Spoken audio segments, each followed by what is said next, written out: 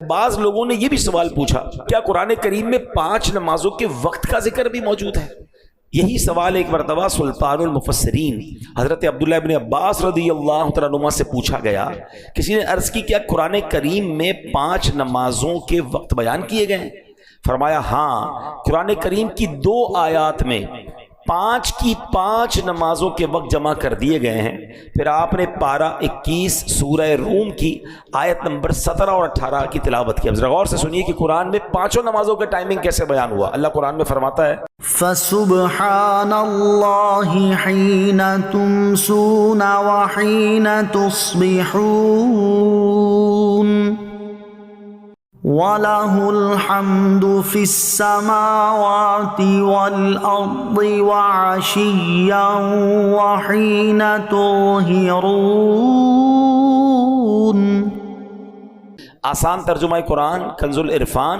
تو اللہ کی پاکی بیان کرو جب شام کرو اور جب صبح کرو، اور اسی کے لیے تعریف ہے آسمانوں اور زمین میں، اور اس وقت جب دن کا کچھ حصہ باقی ہو اور جب تم دوپہر کرو.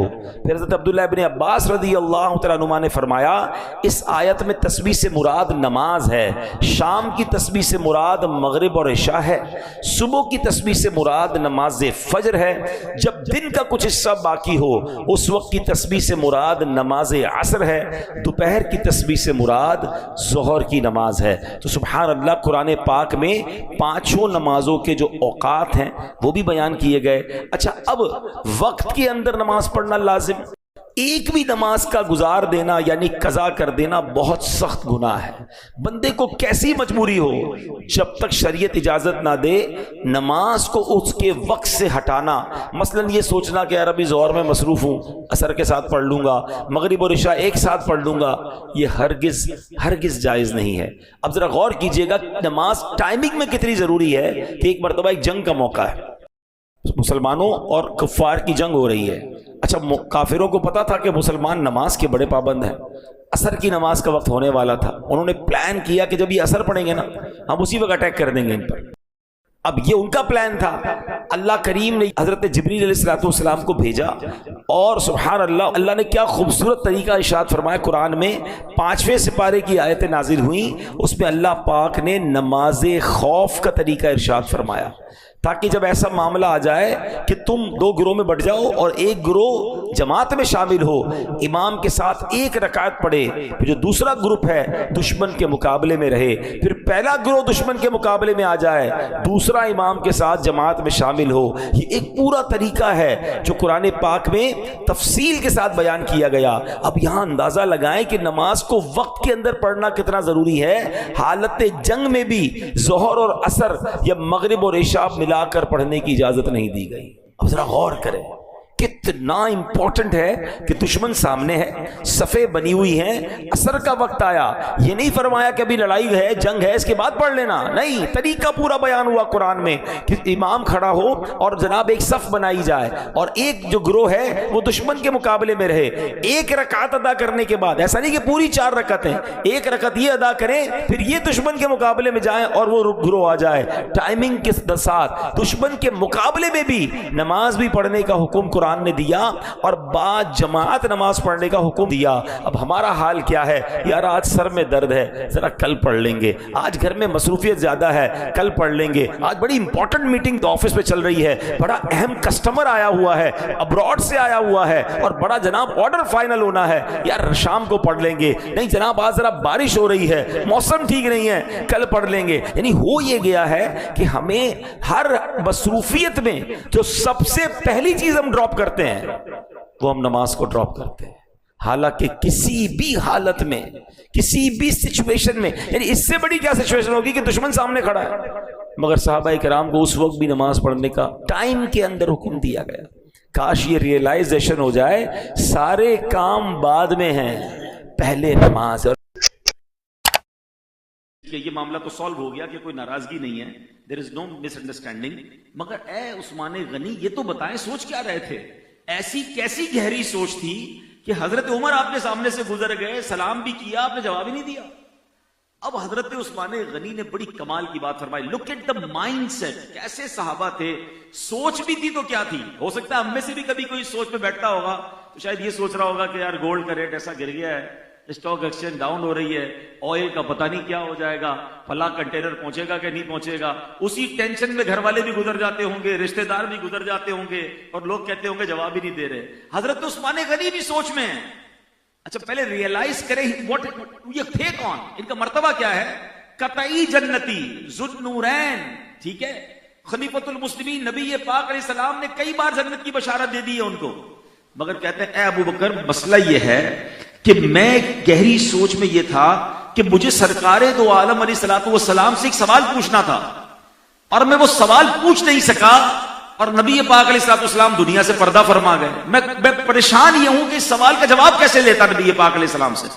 حضرت ابو بکر صدیق نے کہا اے عثمان سوال تو بتاؤ کیا ہے.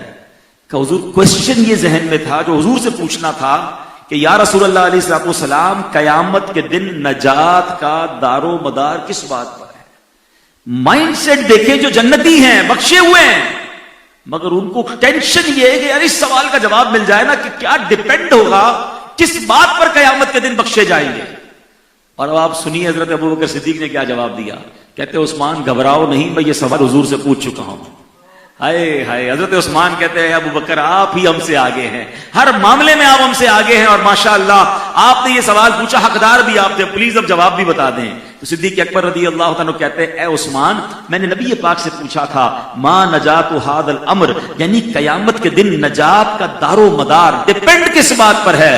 تو حضور علیہ السلام نے فرمایا وہ کلمہ جس کی میں دعوت دیتا ہوں, یعنی کلمہ طیبہ, جس نے دل سے وہ کلمہ قبول کر لیا اس کے لیے نجات ہے. یعنی دل سے مسلمان ہے, ایمان والا ہے, اللہ پر یقین رکھنے والا ہے, وہ نجات پا جائے گا, وہ بخشا جائے گا. اب دو باتیں سیکھنے کو مل رہی ہیں. پہلے تو ایمان کی اہمیت. ایمان دل میں ہے, انشاءاللہ یہی مغفرت کا سبب بنے گا, یہی نجات کا سبب بنے گا. سبحان اللہ, ایمان مل گیا, یہ بالکل ہم سب پر اللہ کا بہت بڑا احسان ہے. مگر اس کو سیکیور کرنے کے لیے کون فکر کر رہا ہے. یاد رکھیے صرف مسلمان ہونا کافی نہیں ہے, ایمان لے کر مرنا ضروری ہے. قرآن کہتا ہے یا ایھا الذین آمنوا اتقوا اللہ حق تقاتہ ولا تموتن الا وانتم مسلمون. اے ایمان والو اللہ سے ڈرو جیسا ڈرنے کا حق ہے, اور ہرگز نہ مرنا مگر مسلمان. یعنی ایمان لے کر جانا ہے, تم نے ایمان سنبھال کے جانا ہے. آج کل ایمان کے ڈاکو گھوم رہے ہیں, ہمیں ایمان بچانا ہے, کیونکہ ایمان ہوگا قیامت کے دن نجات مل جائے گی. ایک اور بات کر دیتا ہوں, چونکہ موضوع یہ نہیں ہے, اشارہ کر دیتا ہوں. لوگ کہیں گے یار اللہ پر ایمان تو ہم بھی لاتے ہیں, تو پھر تو ہماری جنت انشاءاللہ ہوگی. مگر سبحان اللہ, علماء کہتے اللہ پر ایمان لانے کا ایک مطلب تو یہ ہے کہ اللہ کو ایک مانے, وحدہ لا شریک مانے, اس کا کوئی شریک نہ مانے. مگر دوسرا اس کا معنی یہ ہے کہ اللہ کے فیصلوں کو بھی مانے, اللہ جو ہمارے لیے فرمائے اس پر بھی مانے. یعنی ہو یہ گیا ہے اب اللہ کو تو مانتے ہیں, اللہ کی نہیں مانتے. اصل ایمان والا وہ ہے جو رب کو بھی مانے, رب کی بھی مانے, اللہ کے فیصلے بھی مانے. ہم تو اللہ سے ناراض ہو جاتے ہیں, اللہ نے یہ دیا ہی نہیں, اللہ نے یہ لے کیوں لیا, اللہ نے اس کو دیا مجھے کیوں نہیں دیا. ہمارے تو آبجیکشن ہی ختم نہیں. یہ کون سا ایمان ہے؟ ایمان یہ ہے کہ رب میرے بارے میں جو فیصلہ فرمائے وہ میرا خالق, وہ میرا مالک, اس کا ہر ڈیسیشن مجھے قبول, آزمائش بھی قبول, خوشی بھی قبول, غم بھی قبول اور دکھ بھی قبول. یہ ہے ایمان کہ فیصلہ کرنے والا وہ ہے, میں بندہ ہوں, وہ مالک ہے. لیکن جو میرا اصل ٹاپک ہے کہ حضرت عثمان غنی رضی اللہ عنہ کا مائنڈ سیٹ دیکھیں, فکر بھی ہے تو آخرت کی ہے. کیا ہم میں سے کسی کو یہ فکر ستاتی ہے؟ کبھی اکیلے میں یہ خوف آتا ہے کہ قبر میں کیا ہوگا, محشر کے دن کیا ہوگا؟ ہمیں غور کرنا چاہیے, ہماری پریورٹی کیا ہونی چاہیے.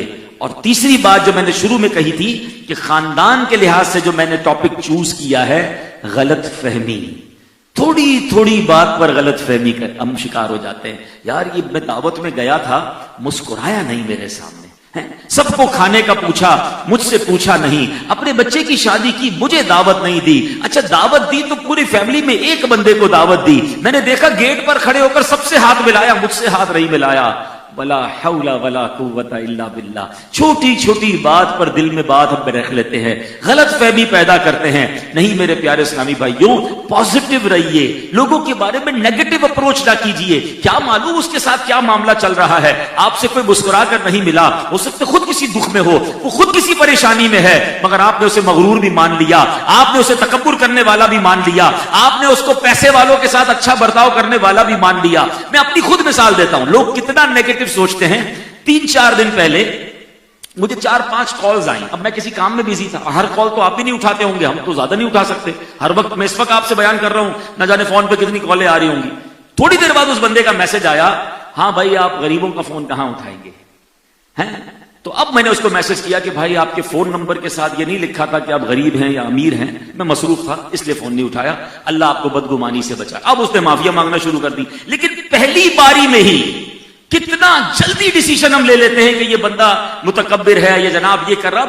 ये बदगुमानी हराम, और इस बदगुमानी ने हमारे रिश्ते खराब कर दिए, हमारी फैमिली में दूरियां कर दी। औरतों में बहुत होता है, उसने ये किया, उसने ये किया, उसने ये किया। ये इतना नेगेटिव हम क्यों सोचते हैं।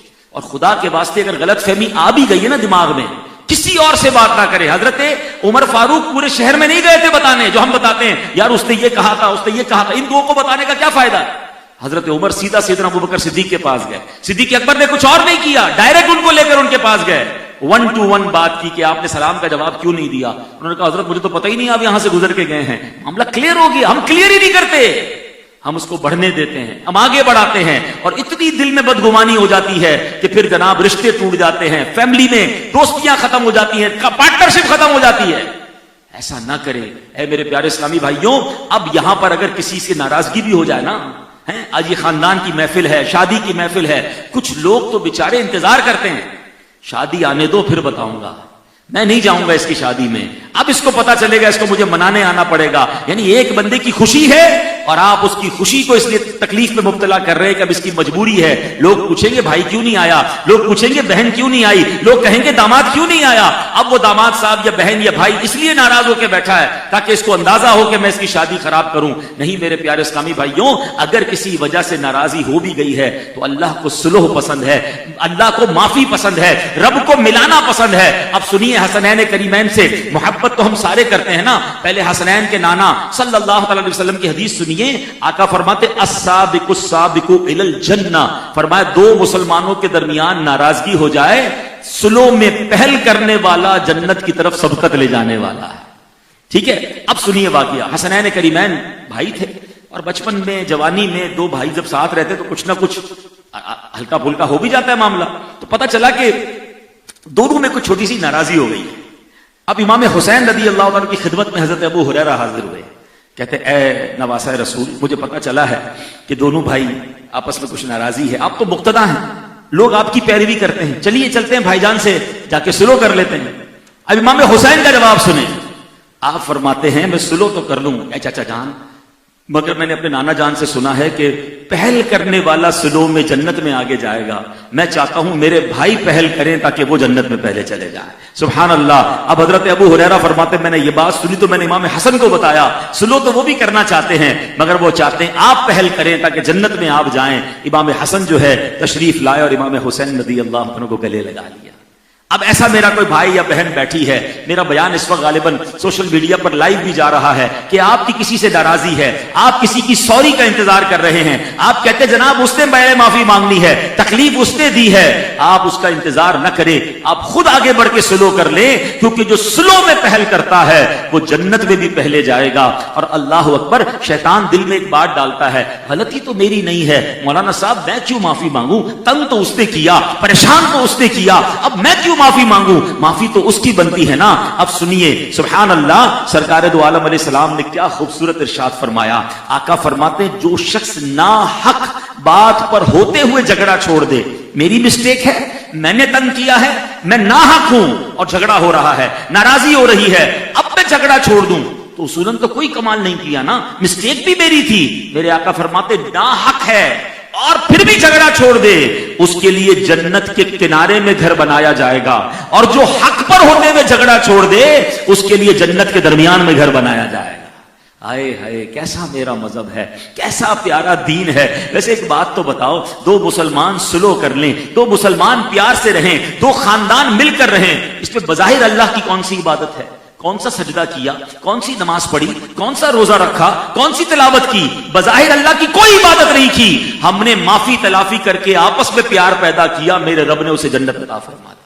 لوگ کہتے ہیں اسلام کی وجہ سے، یہ میرا الگ ٹاپک ہے، الحمدللہ میں ایک بار ناروے میں تھا، اور جب انٹرنیشنل ٹریول کرتے ہیں تو یہ مسکنسیپشن اسلام کے بارے میں پھیلائے جاتے ہیں کہ جناب جہاں اسلام ہوگا وہاں وائلنس ہوگا، جہاں اسلام ہوگا وہاں سوسائٹی کے لیے ڈیفیکلٹی ہو جائے گی۔ اللہ کی رحمت سے میں نے وہاں یہ بیان کیا کہ اس طرح کے اسکالرز موجود تھے کہ Islam is not a problem of the society, actually Islam is the solution of the society. ارے اسلام نافذ تو کر کے دیکھو، انشاءاللہ پیار بڑھ جائے گا، محبت بڑھ جائے گی۔ اب ایک کسی حدیث کو دیکھ لیجئے نا، اس میں کون سی تلاوت کی، کون سا سجدہ کیا، کتنے روزے رکھے؟ نہیں، صرف دو لڑائی کرنے والے آپس میں مل جائیں، رب دونوں کو جنت عطا فرما دیتا ہے۔ اس کا مطلب میرا اسلام میں اپنے خاندان میں نافذ کر دوں، خاندان میں جھگڑا نہیں ہوگا۔ میرا اسلام میں محلے میں نافذ کر دوں، محلے میں جھگڑا نہیں ہوگا۔ ارے میرا اسلام میں میرے وطن میں نافذ کر دوں، میرے وطن میں جھگڑا نہیں ہوگا۔ پیس، محبت اور سکون آگے آ جائے گا۔ پرابلم یہ ہے ہم اسلام شاید پڑھتے تو ہیں، امپلیمنٹ نہیں کرتے ہیں۔ تو سلوح کیجئے،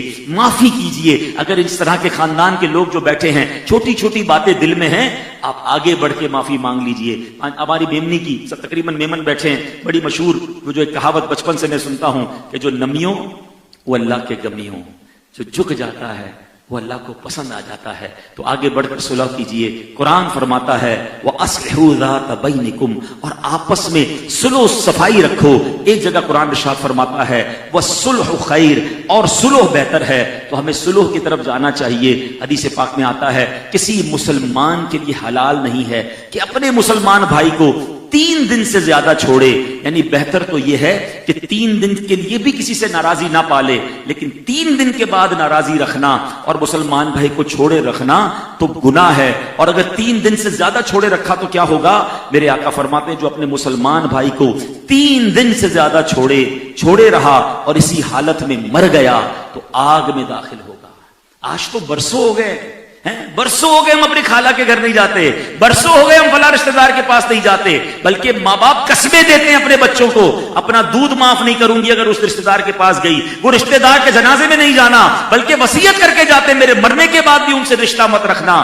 ولا حول ولا قوت الا باللہ۔ آپ خود بھی گناہگار ہو رہے ہیں اور اپنے بچوں کو بھی اس گناہ میں شریک کر رہے ہیں۔ ارے ہو گئی غلطی، ہو گئی ان سے مسٹیک، میرے آقا نے تو خون کے پیاسوں کو معاف کیا۔ ہم نعت میں تو سب جھوم جھوم کر پڑھتے ہیں کہ سلام اس پر کہ جس نے گالیاں سن کر دعائیں دی، سلام اس پر کہ جس نے خون کے پیاسوں کو کبائیں دی، اور دعوت پر نہ بلانے والے کو ہم معاف نہیں کر رہے۔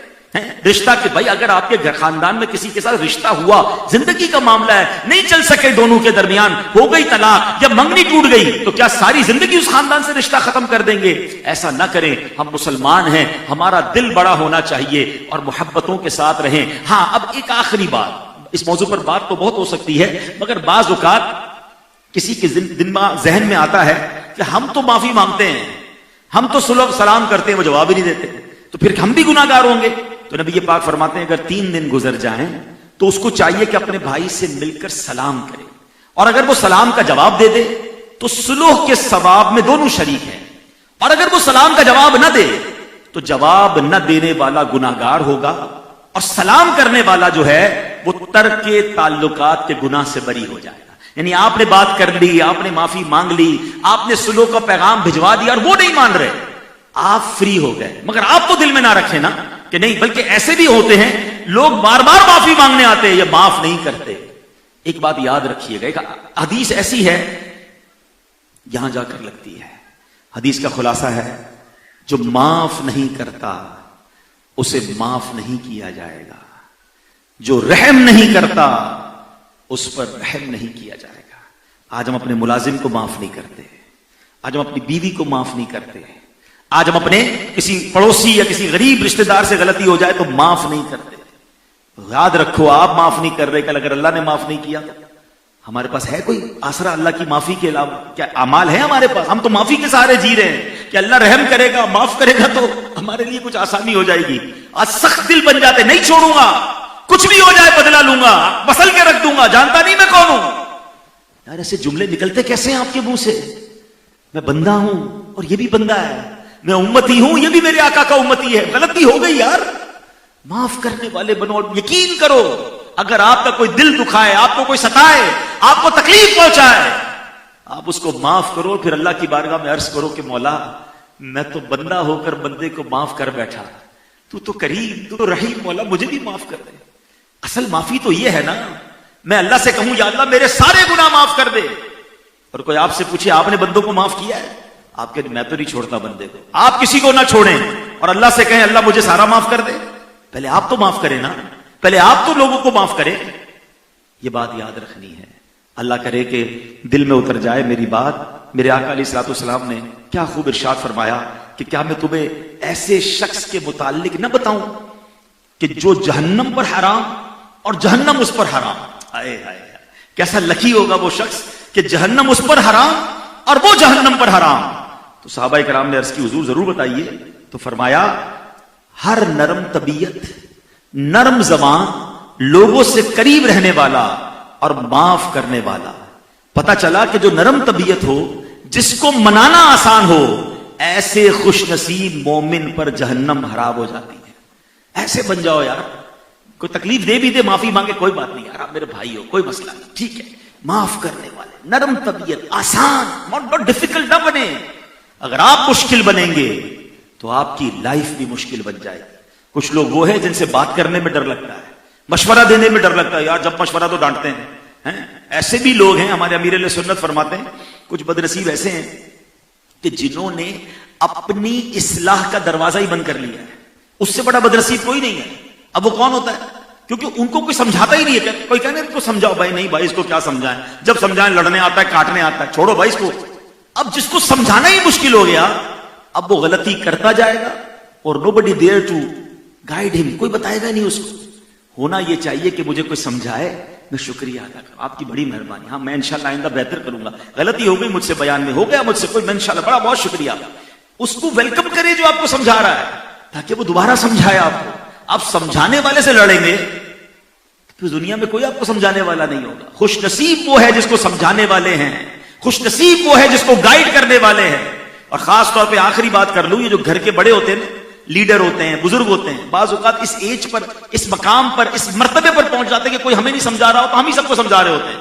یہ ڈینجرس موقع ہے کہ اب مجھے کوئی نہیں سمجھا سکتا, سب ڈر رہے ہیں, سب میرے جونیئر ہیں. نہیں, آپ کسی ایسے کو ڈھونڈیں کہ جو آپ کی اصلاح کرے, آپ کو سمجھائے کہ یہ آپ کی غلطی ہے. ورنہ جس کو سمجھانے والا کوئی نہیں نا, اس کے لیے زندگی بڑی مشکل ہو جاتی ہے. اللہ مجھے بھی آپ کو بھی نرم کر دے, سلو کرنے والا کر دے, معاف کرنے والا کر دے. خاندانوں میں, رشتہ داروں میں, دوستوں میں دشمنیاں نہ رکھیں, معاف کریں اور پہل کر لیں. آج حسنین کریمین کی ادا سن لی ہے کہ جو سلو میں پہل کرے گا, معافی میں پہل کرے گا, وہ جنت میں بھی پہلے چلا جائے گا. اگر ایسا کوئی ہے فون کر کے سلام دعا کر لیں, گھر پہ چلے جائیں, تحفہ بھیج دیں تاکہ یہ دنیا ختم ہو جائے. اللہ کریم ہم سب کو دل ملانے والا بنائے, توڑنے والا نہیں, جوڑنے والا بنائے. ایسی پیاری باتیں دعوت اسلامی کے ماحول میں سکھائی جاتی ہیں. آپ بھی اجتماع میں آیا کریں. ماشاءاللہ فیضان جیلان مسجد تو بالکل سامنے ہے, اور ہر جمعرات اسی مسجد میں دعوت اسلامی کا اجتماع بھی ہوتا ہے. مزید بھی کراچی میں مختلف علاقوں میں ہوتا ہے, تشریف لایا کریں, مدنی چینل دیکھیں. انشاءاللہ ایسے بیانات سنتے رہیں گے تو ہماری اصلاح ہوتی رہے گی. اللہ کریم عمل کرنے کی توفیق عطا فرمائے.